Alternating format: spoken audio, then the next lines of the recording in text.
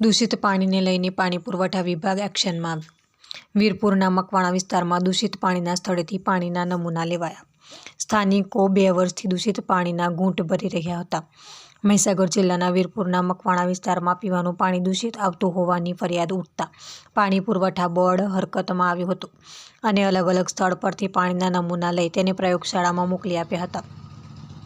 વીરપુરના મોટાભાગના વિસ્તારોમાં છેલ્લા કેટલાક વર્ષોથી ગટરમાં કોઈ ખામીને લઈને ગટર ઉભરાવાની સમસ્યા કાયમી બની ગઈ છે, જેના કારણે મકવાણા વિસ્તારમાં પીવાના પાણીના ગટરનું દૂષિત પાણી આવતું હોવાની ફરિયાદ ઉઠી હતી।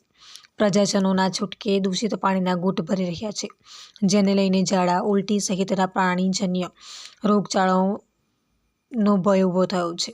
આ ગંભીર સમસ્યા બાબતે સ્થાનિક દ્વારા અનેક વાર રજૂઆત કરવા છતાં પણ તંત્ર દ્વારા કામગીરી ન કરવામાં આવતા રોષ જોવા મળ્યો હતો, જેના પગલે વીરપુર પાણી પુરવઠા વિભાગ અચાનક હરકતમાં આવ્યો હતો અને તાત્કાલિક વીરપુરના મકવાણા વિસ્તારમાં પહોંચી પીવાના પાણીના લેબ ટેસ્ટ માટે નમૂના લઈ પ્રયોગશાળામાં મોકલી આપ્યા હતા।